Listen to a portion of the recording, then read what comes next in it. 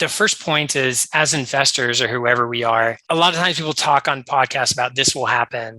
Our job is to assess, the 5, 6, 3 different paths the future could take, and then think about probabilities of each of those, and then set ourselves up okay for each of those.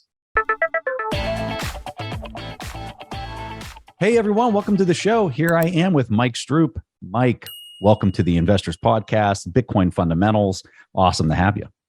Thank you so much. I listen to the show all the time, so really feel lucky to be on it. Thank you so much. At first I was very reluctant to be on because I was thinking, oh man, I don't really know anything to talk about. But then I remembered that I at least know what the Jones Act is, which puts me in like the top 0.001 of Americans. So maybe I can cover a couple topics.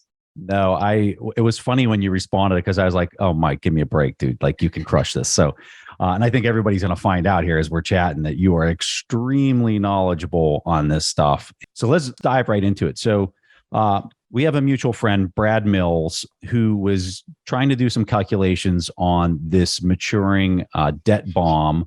And when we're looking at the interest expense that the U.S. has, and we're just talking the U.S., we're not even talking other countries.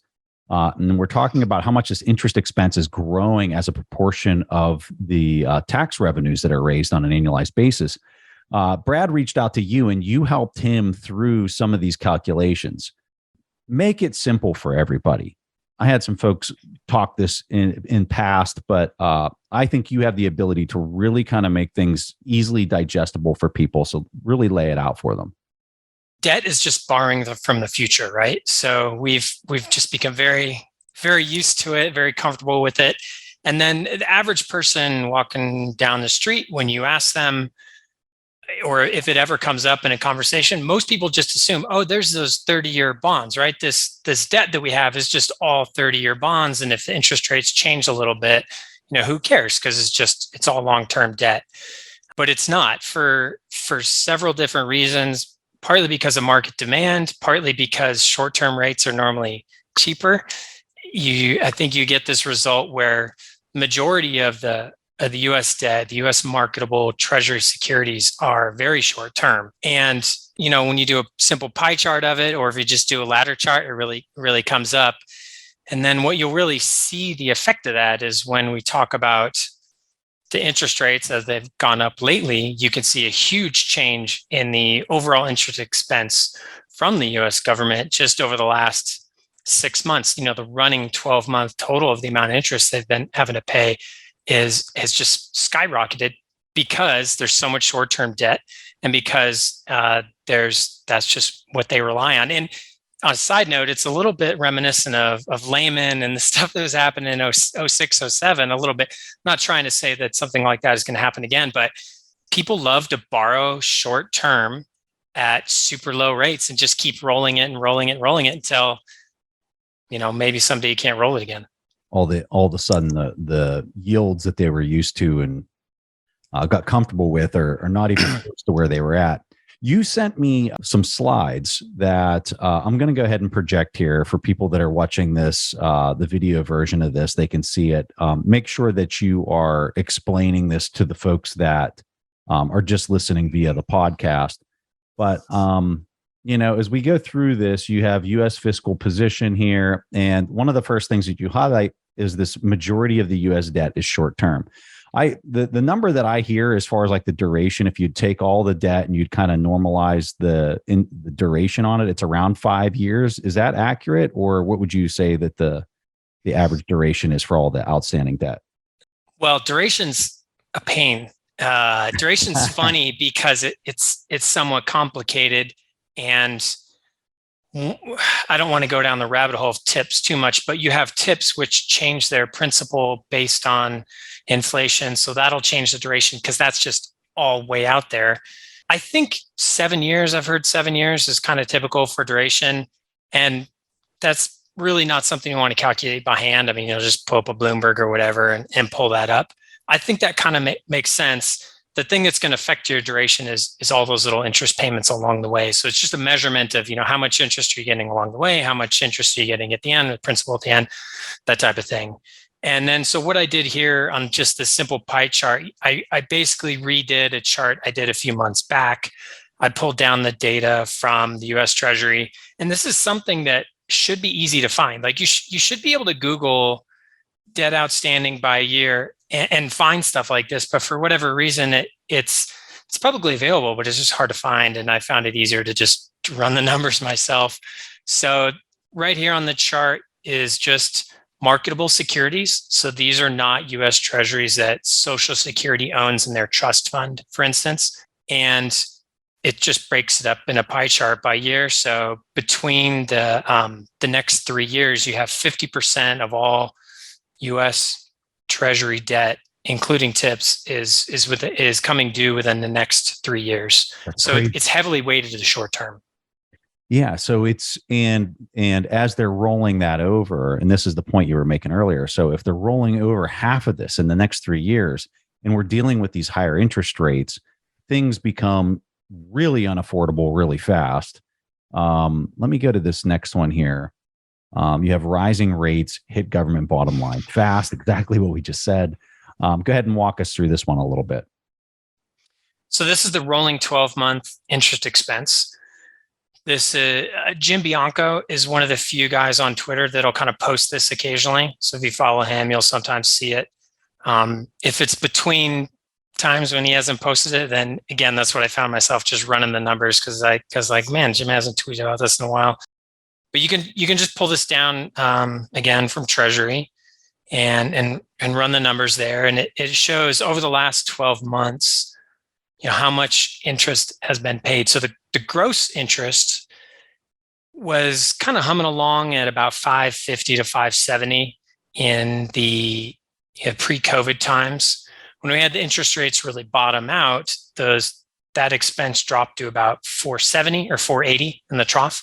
And then from there, as we had the rate hikes, it's just skyrocketed. So the gross interest expense for the last 12 months right now is about 718 billion, which we as Americans have kind of gotten used to just billions and trillions, who cares? But to put it in somewhat of perspective, the military defense budget is 750 billion, something like that. So you could say, it's almost like we have an extra military. And then the US military, as we all know, is huge. It's the largest in the world. We spend more on it than anyone else. So we basically have two militaries of the biggest military, which is kind of interesting. And then just one little point on this is backwards looking. So even if rates just stopped right now, you would still see this number continue to go up. And then the other thing is that there is that real fast, Mike. Explain why that number would keep going up.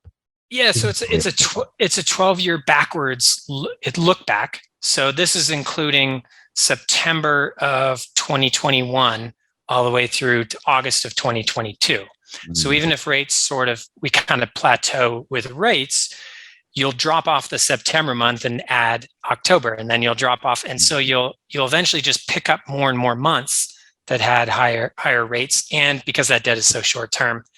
And then just one last thing, this is net interest. And so there is an important point to be made about net interest versus gross interest. So net interest is actually closer to 310 billion, but that gets in, I'm not necessarily sure that matters so much. So it's important to keep both of those in mind. But the main problem here is that as rates go up, the Fed and Treasury are in a tough situation, because the more that they raise rates, the more expensive their life becomes. So it's a pickle. Let me ask you this. I'm assuming you're familiar with Luke Gromen's work, where he's talking about a lot of the stuff that we're seeing between Russia and the Ukraine, and pretty much NATO in general, versus net exporters and them demanding payment in their currencies. Do you believe that they're looking at this and saying there's no way they can get through this without further debasement, and that's why they don't want to necessarily be paid in euros or dollars? Do you buy into that thesis? Well, Luke is awesome. I have his subscription. I kind of roll off. It's a little on the pricey side, so I do a couple months and then come back later again. I mean, there is that wider point about certain nations no longer want to hold U.S. treasuries. Russia, China, Iran, we could get into a discussion about, is China holding their treasuries in a Belgian subsidiary or not? How do we know? Play detective, whatever. There's people who push that research, which is interesting. But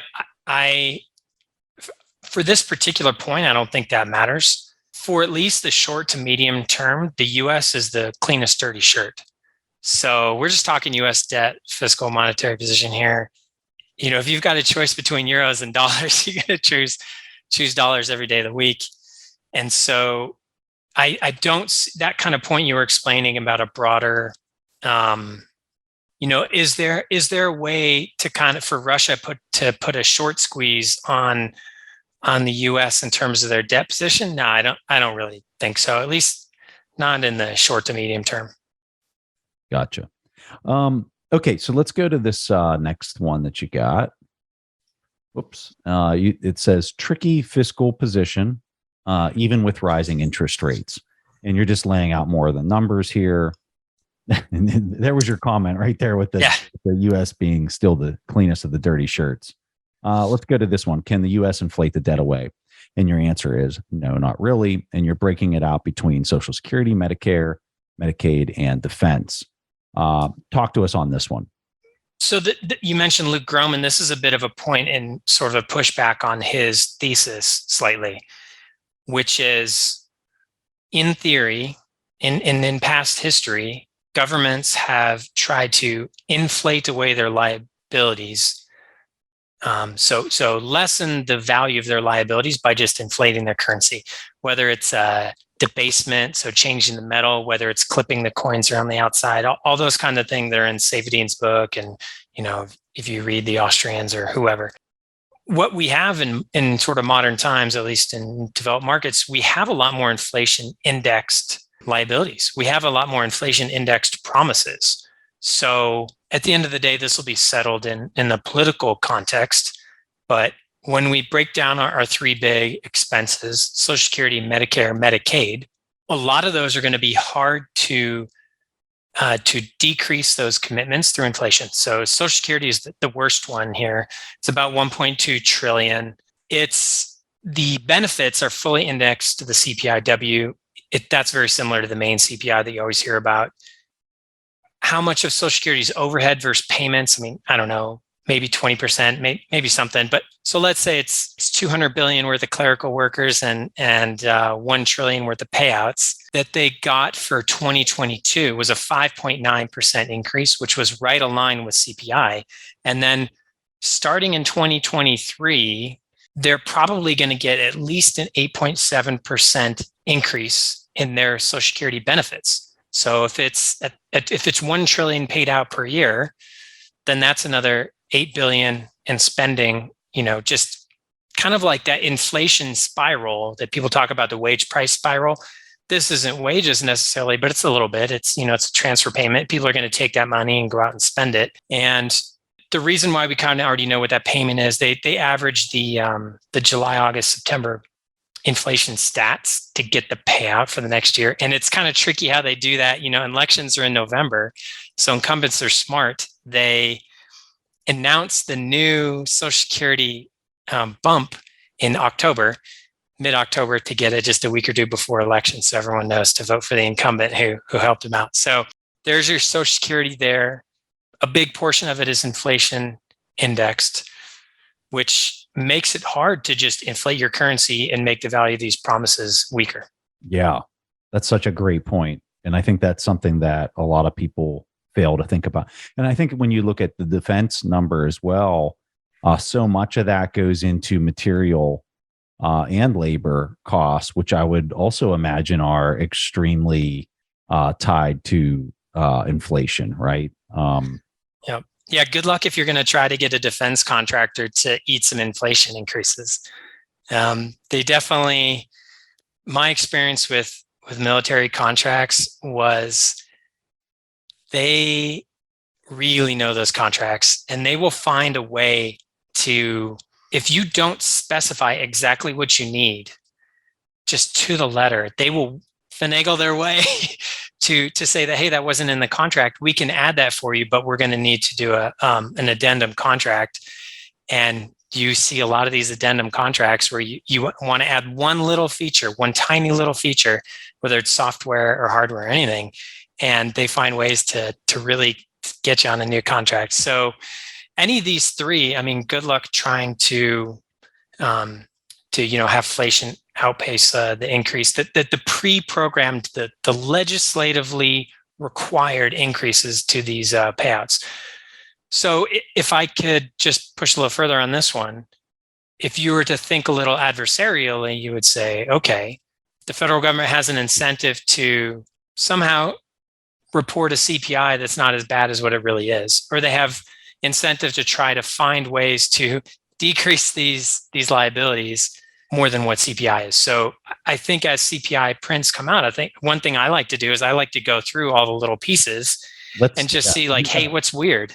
You have some of this right in here. Here it is. There it is. Yep. So this slide here isn't so much a conspiracy about CPI, because so we're looking at a slide here with owner's equivalent rent and how it contributes to inflation stickiness. Owner's equivalent rent has kind of been written up in the literature over the years as being a lag, having a bit of a lag. And so knowing the methodology on this is kind of useful. So the way so shelter is roughly 1/3 of the CPI. It's a big part of it. That's probably equivalent to what most people's spending basket is. The way they measure shelter, they have rent, and then they have owner's equivalent rent, and then they have, a tiny bit for hotels or whatever. And the methodology for owner's equivalent rent is they just ask people what they think their house would rent for. You own a house, how much do you think it would rent for?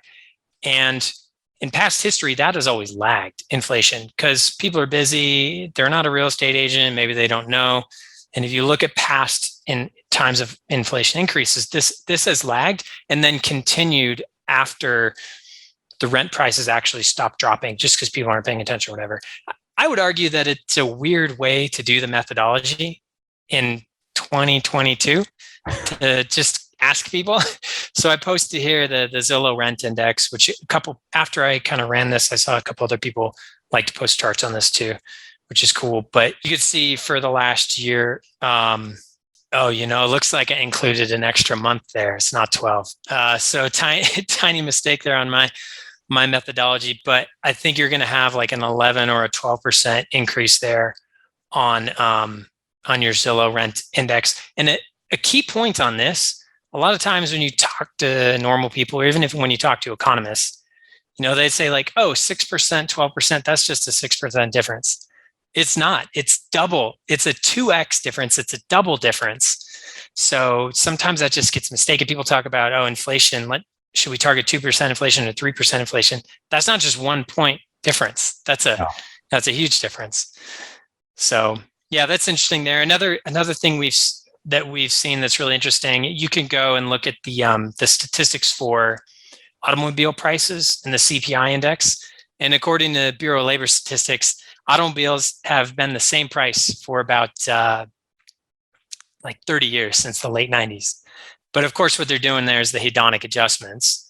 And we all know that that's not really true, that automobiles aren't the same price. But there's lots of weird chicanery, that happens with the CPI stats. And then, of course, there's very few ways that I know of, and I've tried to read as much about this as I can. There's very few ways to do a hedonic adjustment up to increase the price of something. So airplane flying stinks. It's a lot worse than it used to be.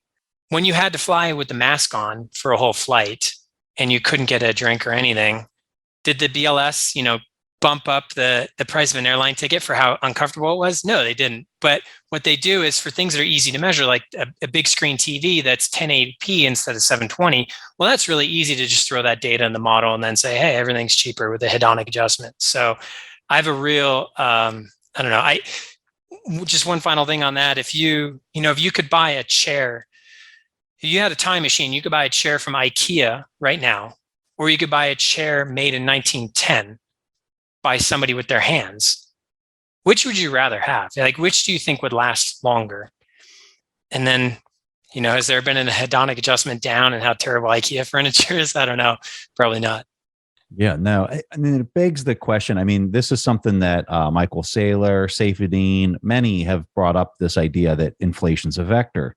If you could make up the rules for a day, how would you try to account for this? Because it's such a complex problem. Uh, when you really try to pull it back and try to assess this. I mean, I know what Lynn's proposal is for tracking it. I agree with that from just a simple way to keep track of it. But I'm curious You mean how the money supply? yeah, the broad money supply really kind of being the metric, and that there's lag to it manifesting itself. But I'm curious how you think we should go about it. There's just a fundamental reality that everybody's basket is different. Everybody's consumption basket is different. Maybe in a perfect world, you have a retiree basket, a family basket, college kid basket.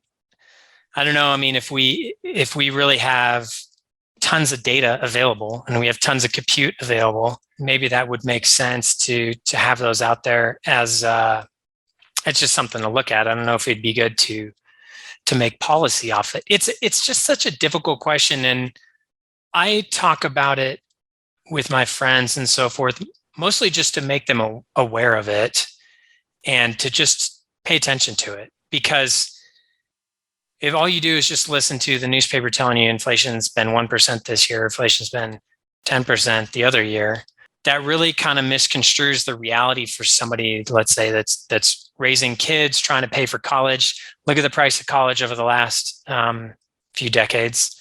It's nothing but up, right? So, man, that's a really tricky problem, and I don't know if there's a right answer. Where I get hung up on it is really kind of accounting for asset prices. Like if they're stepping into a bond market and they're buying the bonds, they're pushing yields lower. I mean, that's just simple math, right? And if we're using interest rate, I mean, look at what's happening right now. Interest rates are blowing out, and the equity markets, anything that's equity based is having to reprice itself, right? So as they're adding supply or they're reducing supply, and then it's a credit based system. So then you have this multiple being constructed on top of the baseline money. It's makes it so smushy and so difficult to account for all of those factors, in addition to the prices of individual things in different age categories and all of that, right? It's just super complex. So I guess that's why I just default to Lynn's, constant, it's broad money supply over a long enough time period. Like if you're looking at the last 10 years and the broad money supply had a CAGR of 5%, well, the inflation rate in very general broad brush terms is probably 5%. The tricky thing about the broad money supply, just looking at that, and I'd like to have a chart of base money in M2 and M3 in front of me right now, just to discuss this. But so just from recollection, one of the things that tricked a lot of us right after 2008 was thinking that the money that was a bailout to all the banks would somehow cause inflation. And that really is, anyone who's still saying transitory nowadays, or anyone who's still saying inflation's not sticky nowadays, that's the thing they keep hanging their hat on, is like, well, like you can increase the money supply, but you won't necessarily have that hit inflation because it'll all be trapped. But part of the issue, what happened back then, was that the new money just like solidified the banks and the huge leverage that they had. So the banks just had huge leverage, went way out beyond kind of what was prudent or where they were supposed to be. And a lot of the new money that we introduced sort of just made them whole. And then after it made them whole, it never got spent again, never went out. Yes, we did have interest rates go lower, and that did affect asset prices. We didn't have an increase, elsewhere, because it didn't never really hit the real economy. So the chart I have pulled up here, Mike, the dark blue line on the bottom there is your M sub O, your base money, and then the light blue is your M2, or your broad money supply. And you can see it goes back quite a few decades there. You can see the massive jump that we had in the base money in the '08 crisis, and you can see how they've been exercising and growing that quite significantly ever since in a very non-linear way. This is a log. The y-axis is a log scale. You can see how the broad money supply throughout all of those gyrations in the base money that we saw has been pretty.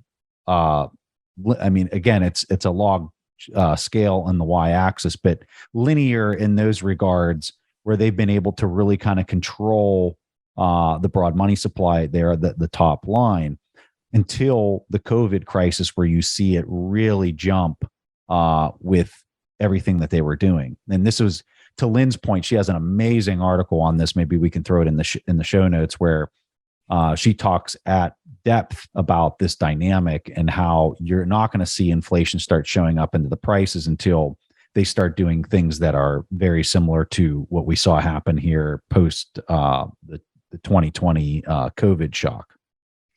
But I think even if we zoom, like on linear scale, if we zoom in on what happened in 08, I think we had a huge increase, unprecedented up until then. We had huge increases in M2, I believe. So, yeah, you can see the M2 did grow. So here's the bump. Here, let me see what it is percentage wise. Through this 2008 crisis, it was up. Broad money was up 8% in what appears to be. Let me see what the time frame here is.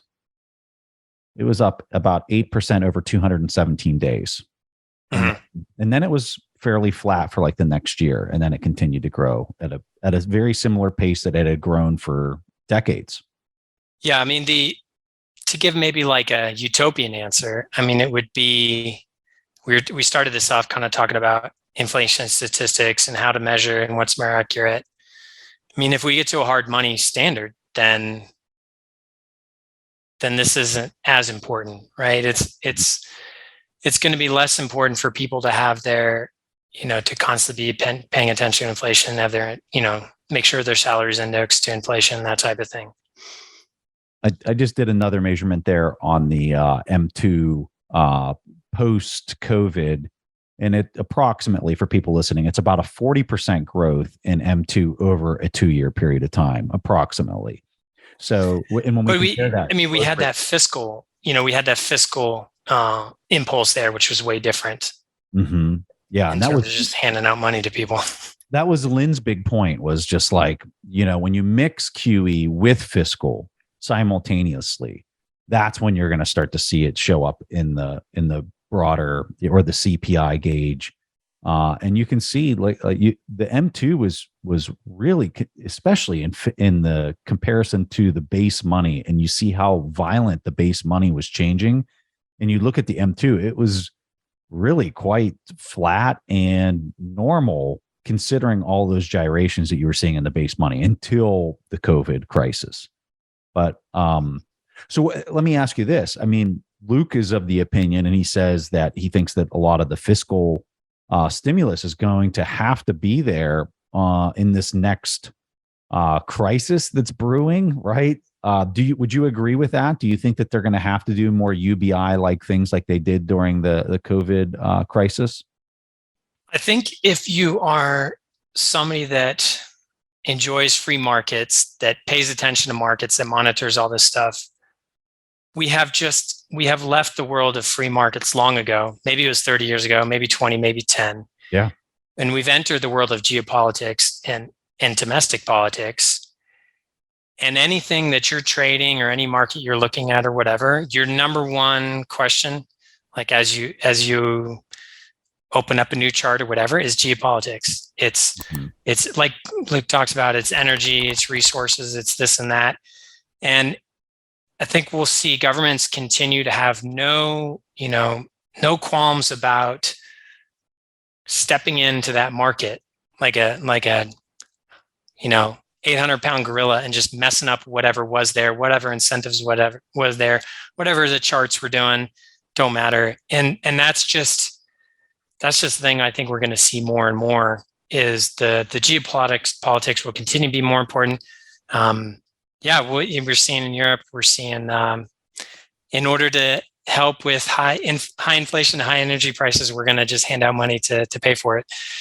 And right now, it's kind of just tough because it's very difficult to just snap your fingers and make a power plant. The the problem's been brewing for a while. But yeah, I think we'll continue to see more and more issues like that. And the exit valve is the currency.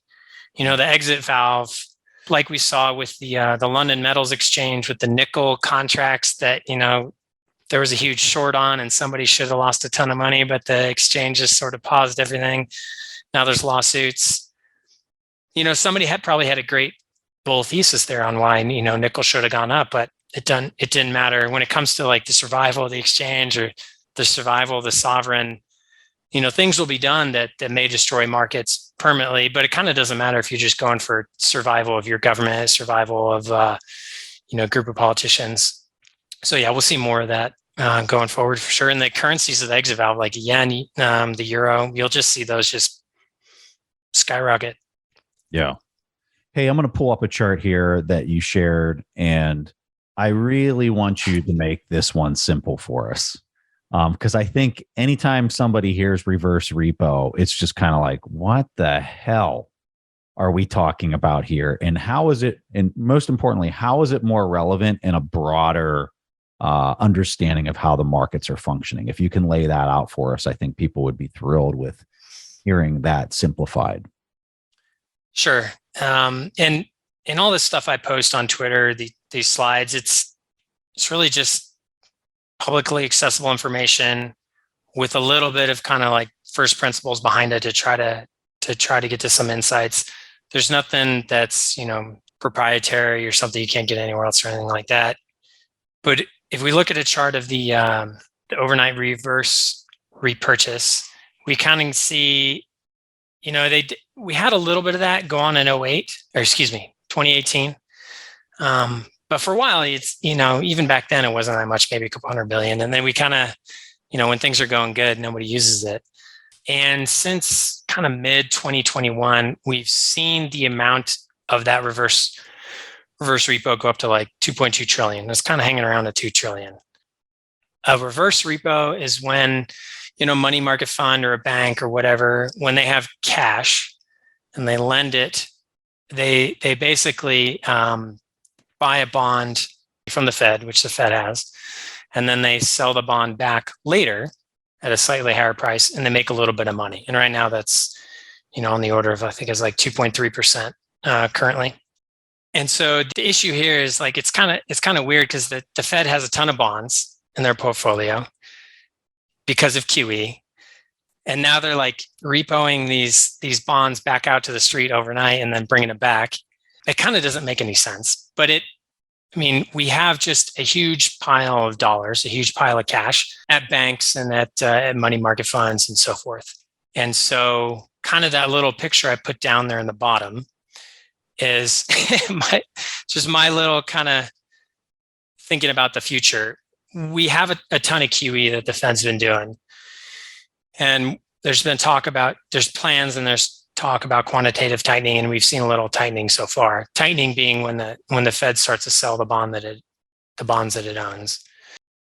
So the issue is like, well, who's gonna buy these bonds? So we have kind of like a huge cash pile of 2.2 trillion that they can buy these bonds, and that is actually buying them every night, for a 2.3% rate. And then one of the points here that I like to make is whether we talk about this, whether we talk about interest on excess reserves, a bunch of these different programs, these rates are lower than some of the bond yields. Like they're lower than, let's say, like a 1-year bond yield, but it's overnight, right? And there's no commitment. And this is kind of like if you're not sure what you want to do, there's a great spot to sort of kind of park your money without any duration. So the duration problem being, as rates change and as the bonds that you hold change in value, there's a risk there. So as rates go up or rates go down, if your bond has duration, that'll affect the value of the asset you hold. So 2.3% for a repo is pretty darn good, especially considering that the banks pay basically zero to their customers. Some money markets pay a little bit more, but yeah. So I think it's a very interesting, like, big pile of money that's been collected. I think in the long term, that will be kind of like a standing bid for some of the QT. I mean, but it's been very interesting to think about how slow the QT roll off is. How slow should it be? If it's too much, will it spook the market? Yeah. You would think that for the banks that this would be a huge boost to just their revenues by having these interest rates coming up and getting that higher interest rate without having any type of risk, really. But I've seen a couple reports in the last couple days where some of these banks are saying that they're going to have a huge hit to their net income in future quarters here. Are you tracking any of this? I'm just kind of curious if you're dialed in on it, because I'm not, and I saw just a couple posts on it and was trying to piece it together, but it wasn't making sense to me. No, I'm not, unfortunately, not monitoring the banks, the U.S. banks. Okay, let's go back to this slide is just a title, but I find the title really interesting, and I want to hear your thoughts on this. What are you saying here? You say proof of work or data center. What are you saying here? So I just this morning listened to your podcast with Pierre, which was great. And you talked amazing. a ton of so smart. Yeah, he's awesome, and of course an accountant, so that's great. That's why. And it's on the topic of it's on the topic of the title of the name Bitcoin mining. So he put out a paper on it. There's people are kind of chattering about it on Twitter, and the bigger conversation here is, if the name of Bitcoin mining is to change, what's the goal? Is it to make it more technically accurate? Is to make it so that new people coming into Bitcoin understand what's happening? Different people can disagree. I think someone like Pierre and Peter Todd and those folks kind of want it to be just super technically accurate about what's happening, which is fine. If I was to put myself in the shoes of a public miner in the United States right now, and I were to list, the top 3 or so risks to my company, just not mitigated or not, just what are the risks? In that top 3 is definitely legislative risk, due to proof of work, ESG type energy use legislation. And unlike some other risks, the risk of a fire, the risk of fraud, the risk of somebody stealing your hash and directing it somewhere else and taking the Bitcoin that you're hashing, unlike those other risks, I would say that legislative risk is the one that's the least mitigated, the least protected against. You can't really buy an insurance policy on that necessarily. So my recommendations, if I were in charge of the world for the name of Bitcoin mining, would be to go just one level up in terms of taxonomy from what Pierre was talking about. So Pierre was talking about, time stamping, like what's actually happening on a technical level with the computers. Well, let's think about what data centers do. Let's think about the cloud, right? Data centers host stuff in the cloud. Typical things would be compute, storage, that type of thing. Now, your typical investor, your random person in Congress, do they know the difference between like an Amazon S3 bucket and Azure blob storage? No. Do they even know that exactly what's happening in the cloud or in data centers? No. They just know that that's a building over there. It's got a ton of computers in it. It's got internet connected to it, and it's got electricity connected to it. And the computers do stuff in that building. So if you're a public miner like Marathon or Riot or whoever, you're kind of a data center company. You're a data center company just like Equinix or Digital Realty. And do you do storage? No, not really. Do you do compute? Do you do on-demand compute for customers, for clients? Yeah, you do. What type of compute? Well, you do a very specific type of compute, a SHA-256 compute, but that's what you are. And so I think that one of the biggest threats we face right now is the ESG threat to proof of work. Nobody kind of really seems to understand it. I would love if we could change the narrative and the framing of this to be more in line with those data centers that maybe they're hosting funny cat videos, or maybe they're curing cancer by folding proteins. Who knows? I'm going to switch gears on you, Mike. This question comes from Eddie. He asked, do central banks hold reserves simply to defend the currency if needed? He said, I never understood this notion of fiat backed by XYZ assets, say gold, when the currency is not redeemable. It's just back to sell for said currency to make it stronger, or maybe they're doing it to make it weaker. I don't know. What's your take on that? First thing there would be to separate it out, developed market, emerging market. So, reserves that the US has would be very different. Some people might say, like, wait, does the US have reserves? Well, on their balance sheet, technically they still have some gold, which is kind of a reserve, right? It's an old school reserve, but it's a reserve. Now, would the US ever sell gold to defend its currency? I mean, it did in the past. It's kind of a relic of the past. But if we think more about emerging market, yeah, your typical, emerging market country will hold FX reserves. And it depends on the setup that they have. If they have a peg, then yes, they need a ton of reserves because they need to defend the peg. It's sort of like the Luna situation from crypto, where you had to have a ton of reserves to try to defend the peg. And if it's a floating peg, if it's a floating currency, like absolutely floating currency, then yeah, I mean that. In general, there's less of a need for those reserves in the traditional sense to defend the currency. I mean, hopefully that answers the question. I don't know if there's anything deeper to it than that. It seems like you put it into really, I would maybe quantify it as three buckets. You got the US, you have everybody else that's a developed nation, and then you have non-developed nations as far as them trying to defend their currency. I'm curious if you would agree with this from the U.S. standpoint, because it has such a tremendous network effect. It almost serves as and you have so much dollar denominated debt, that almost provides a floor to a certain extent for its strength, as we're seeing right now with how they just got to tighten a little bit, and it's just magnified because there's so much dollar denominated debt and this massive network effect around the world. When you look at other countries and you go onto the opposite side of the spectrum and you're maybe dealing with a developed nation, they have to have something tangible as a reserve in order to defend the strength of the currency. Obviously, debasing it is pretty easy to do, but as far as defending its strength, they have to have something to sell against it, right? The key distinction there is if they're actively trying to control that currency to a peg, or even if it's a partial peg or something. Yeah. I mean, the issue with the US, the network effect that you're kind of talking about, I mean, that would also be, economists would call that like the exorbitant privilege, right? That would be the Triffin dilemma, right? Where if you have the reserve asset, you need to make enough of it for everyone else to use. And because the US money is basically like, in some ways, it's not even fiat money, it's like debt-backed money. We use debt mostly to make new money, to make new dollars.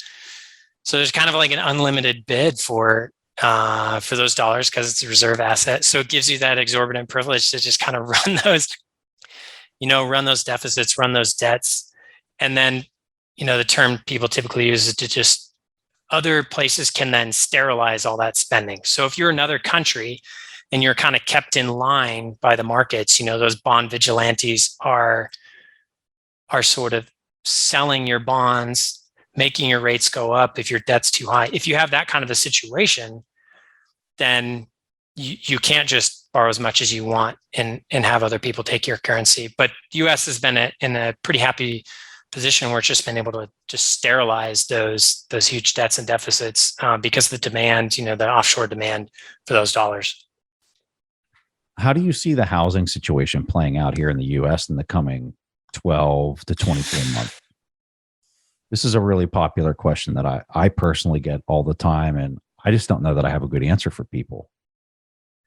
The first point, I don't have a super strong position on that, but I do think I have like a maybe decent framework thinking about it. The first point is, as investors or whoever we are, a lot of times people talk on podcasts about this will happen.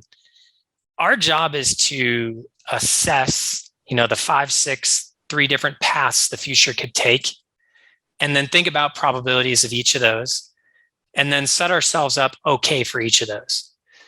And it's trendy, or it's cool to say like, oh, this will happen, housing will drop 20%. And I probably, in this podcast, I probably already made a bunch of calls like that where I'm saying, this is going to happen.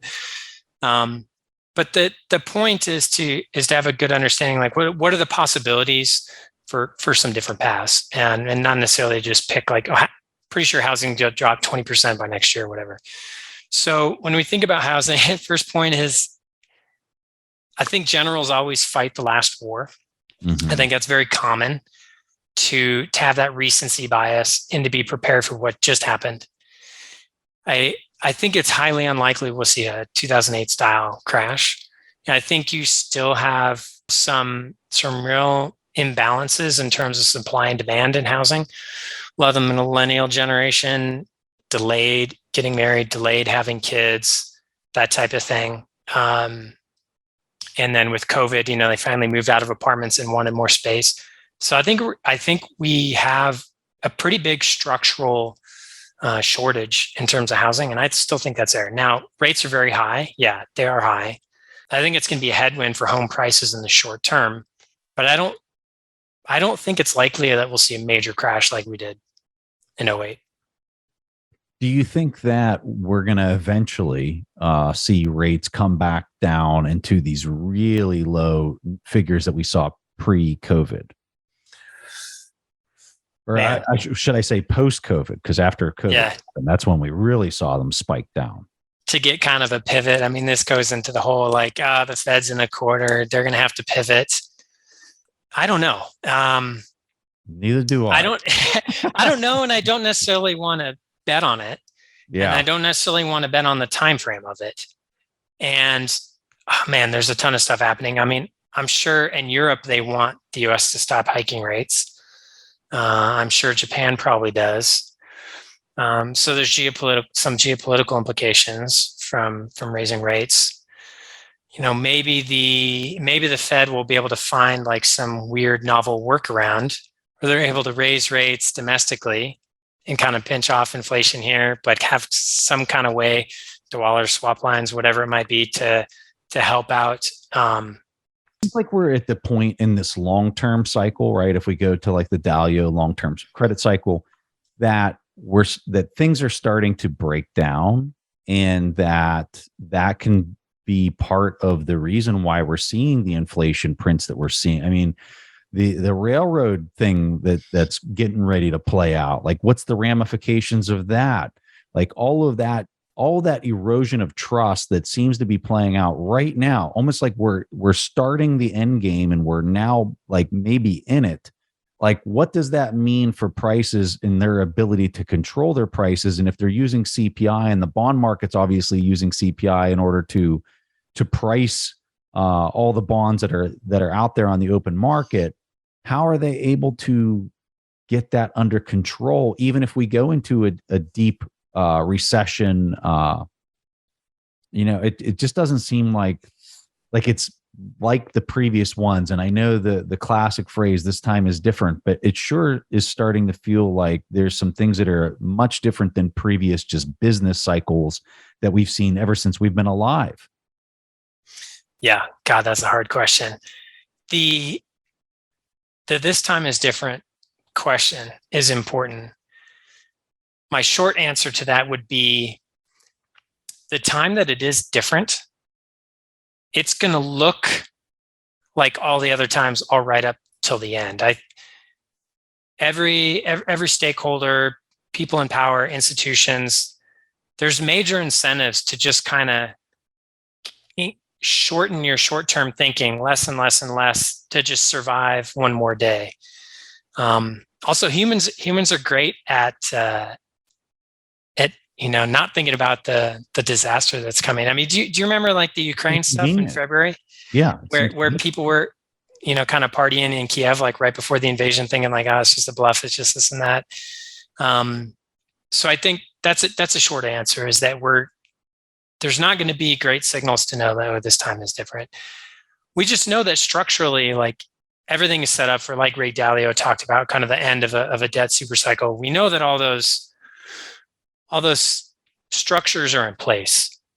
And whether that kind of stuff unwinds, what's the end game? Does it happen in a year? Does it happen in a few months? Do we get another crack up boom and it happens the next cycle? That's hard, man. That's hard to say. And that's not something that I want to bet on necessarily. I don't want to take investments or take positions betting on like, oh, it's within a year, but not in 4 years. I just think for us, for Bitcoiners, we have that long-term understanding of what the end state's going to be. The path dependency is a little tricky, but I wouldn't set anything up for trying to call like the short term in terms of a year or so. It's very difficult to know like if there's going to be a pivot, if there's going to be a pivot in terms of the Fed and their policy.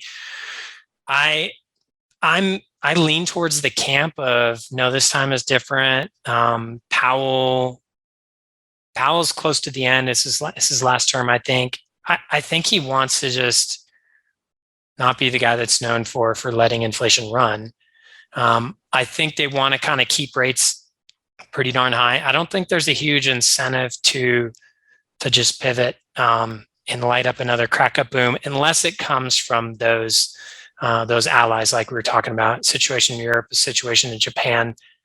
That would be the only thing I see changing my view on kind of a crack up boom happening. Risks to Bitcoin as you see them today. Oh, it's good. There's plenty of risks. A lot of them are mitigated, however. In terms of unmitigated risks, the main one that I see, and I'm going to get a little out over my technical expertise here, but and I don't know the word for this, it's the nation state chain tip DDoS attack with a large amount of hash power. It's that type of attack where a non-economic actor tries to DDoS, to basically just send out tons of new blocks and reorgs and different things like that to just put a lot of chaos into the consensus of what the heaviest chain is, what the valid chain is. That's something that I see as a little bit unmitigated. There's not much that's in place right now to kind of prevent that. We had a situation where a bunch of the hash rate left China, but now you have a ton of hash rate in the US. And that's something that I do worry about a little bit. I was shocked at how well the protocol handled that, considering, I mean, it was no joke. 50% of the hash rate was just straight taken offline in a matter of, 45 days, 60 days. And the 2-week adjustment just kind of crunched through it. And, economic incentives sent those rigs to all over the world, a lot, like you said, here to the US. But, on that one, I don't know. Have we already checked that block as far as the 50% attack vector? I mean, I think it's highly unlikely. Yeah. And there's a lot of stuff that has to happen in meat space to do that. And Yeah. so it's a little bit like when people talk about war, that have never picked up a gun and they say, well, this is going to happen. And then this is going to happen. And then that's going to happen. Like, okay, well, it's kind of like flying an F-18 in the right? It's just like, yeah, for sure. Yeah. But there's a lot of things that need to happen in real life and with physics. And in order for that type of attack to happen, I think it's unlikely. But if you ask me, like, what is the one thing that's kind of still out there? That would be the one. Yeah. How terrible was the movie, or how much did you love that movie? It was a good movie. Yeah, it was an old school. Top Gun was kind of a good old fashioned action movie without a huge agenda. They upgraded to the F-18, right? Yep. Yeah, they flew Rhinos. They flew the Super Hornet, so that's the newer one. I flew the Legacy, so the one from the 80s, but very, very similar. Controls very similar. I've got I think 5 hours in the Super Hornet in the front seat, so not much. They're very big. The size difference between the Navy and the Marines, and depending on it's almost like a completely different aircraft, right? The size. Well, it's bigger, has more internal fuel capacity, that type of thing. If you know what to look for, you can kind of spot the differences. Um, it's not that much bigger. I mean, they're both kind of pretty small fighters. But yeah, in terms of the movie, it was cool to see a movie with some F-18s in it. They did a fantastic job. So I don't know how long the production was on that, but I'll tell you one thing. When I was in Miramar in 2017 or 2018, when I was still in, Mm-hmm. their team came in to just kind of spot locations and things like that. So they'd been working on this for a long time. Mm-hmm. That director was there and all that, and it was in the works for a while. They put a ton of work into it, and the action wasn't very accurate, but they did an amazing job of shooting a bunch of stuff in the cockpit, making you feel like you're in the cockpit, Yeah. and then the culture and the surroundings and costumes or whatever, they did a great job with that. So I don't mean I mean just like the type of pen that somebody has in their sleeve. We always use these 4 color pens. It's like black, green, blue, red. And you always have that in your sleeve right there. And they all had those. It's just like, it was very authentic in terms of the shots. I mean, maybe the dialogue and stuff wasn't necessarily authentic, Yeah, but they did. Total. Yeah. The mission was pretty nuts, but they made you feel like you were in there. That's for sure. Yeah. So if people haven't figured it out yet, we're done talking about the finance. Now we're going to just talk about pilot stuff. And yeah, so I'm kind of curious just to kind of pick your brain because, you know, as a former military pilot myself, yeah, so you went through flight school. How long were you in for like 10 years or what did you do? About 11. Yeah. 11 years. Okay. So as you know, but the audience may not know, I mean, there's pretty long contracts for pilots in the military. And yeah, you do all the training up front. It took about 3.5 years for my pipeline. And then you owe them 8 years once you're done. So it's a long, it's a long time. That's for sure. How many hours did you come out with? Oh, I think about like 1,300 or so. These days, I'm not flying professionally. So I don't keep up to date with that too much, but yeah, we're similar. Yeah. Oh, really? Okay. Yeah, I'm around, I want to say it was like 1,200 or something like that. Okay. Yeah. The joke is always, what was it for the rotary guys? It was like they think at 20 knots ground speed, or they think at 50 knots ground speed, but we think at 480 knots ground speed. Yes. Yeah. Yeah, it was. We did a joint exercise over in Korea one time, where we were working with it was with the Air Force. We were working a joint exercise with their F-16 unit, where we were lasing Hellfires from one aircraft and shooting them from the other, then vice versa. And so we got to go up and I got to go up in an F-16 and experience it. And I was just like, after that flight, I was like, oh my God, I am so glad I fly helicopters. Like that is like running a marathon. Like I think we only logged like 1.5 hours. And it was like, I got out of that aircraft. Now we did air to air coming back, which was just exhausting. I felt like my brain was put in a scrambler and was just like, this is out of control. You know, like the G suit was just squeezing the living hell out of me. I mean, it was a really neat experience, but like very taxing on the body. Like I was not expecting it to be that taxing. Going straight into an F-16 is pretty. That's a hell of a jump.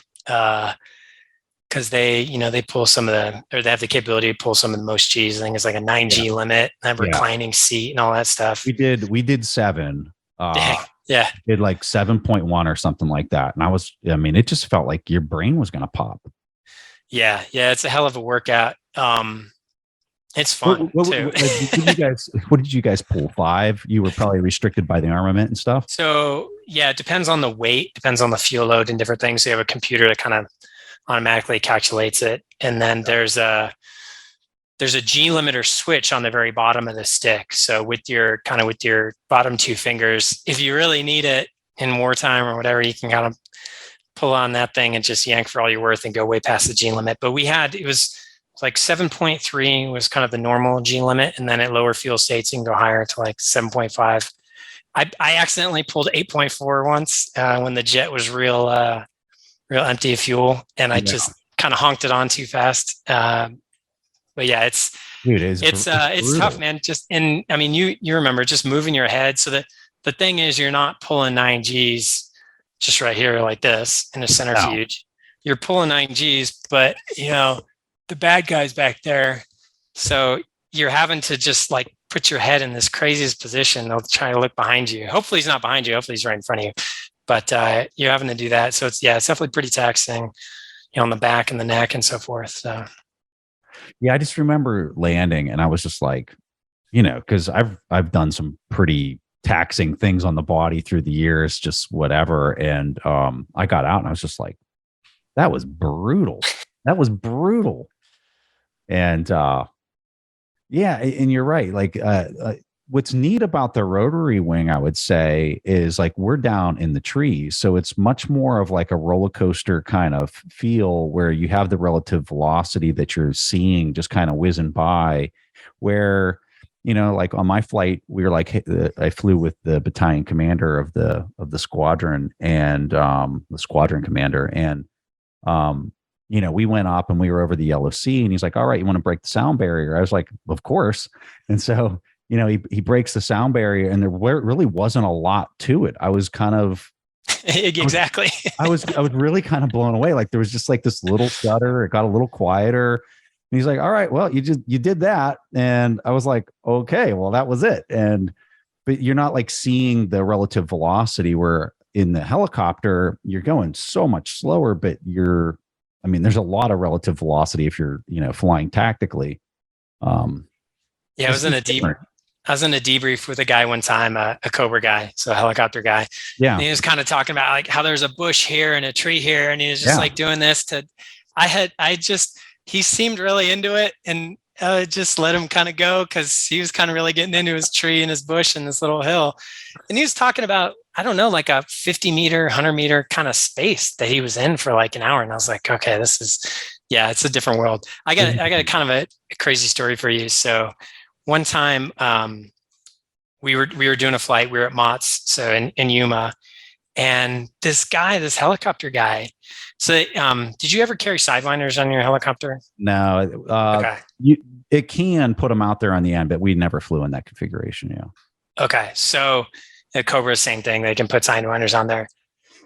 Realistically, I don't know if they've ever flown like that or how often they do, but for this mission, simulated loadout. So we had those. And he claimed, so he's like some Red Force or something. He claimed that he shot down one of our F-18s like 10,000, 15,000 feet. And he's like, oh yeah, it's a valid shot, tone and this and that. And I'm like, okay, whatever. Like get out of here with your like valid, by the book, like valid shot from your helicopter, a 15,000 foot straight up shot. Hey, with like, some of us are just a little insecure. Yeah, but it's fun. And then I spent some time in the infantry too. So I was just in the back of the helicopter all the time instead of walking. I much preferred that. So then all of a sudden it's really fast. Yeah. And then we did a ton of work with Ospreys too in the Marines. So those are pretty nice as well. Expensive. Yeah, 250 knots. Oh yeah. Each from here to there is a lot better than like 150 or so. Yeah. Yeah, twice as fast, 5 times more expensive. Yeah. Oh, that's awesome, man. That's pretty cool. I'm sure we could talk this for literally hours more, but we'll close it out there. I really appreciated this, Mike. You are so knowledgeable. Loved the chat. The charts were awesome. And give people a handoff if they want to learn more about you or they want to follow you on Twitter. Just give them a handoff to some stuff.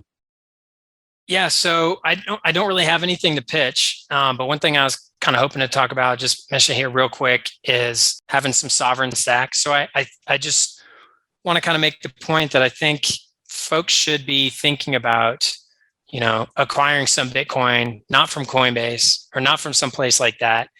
And it's been a really good time to do that over the last couple of months, like 18,000, 19,000 prices are pretty low. Yeah, you're going to pay more if you buy if you buy at an ATM or if you buy on BISC or wherever like that. But I'd love to really just normalize, whether it's finance bros, whether it's TradFi people, whether it's cypherpunk people.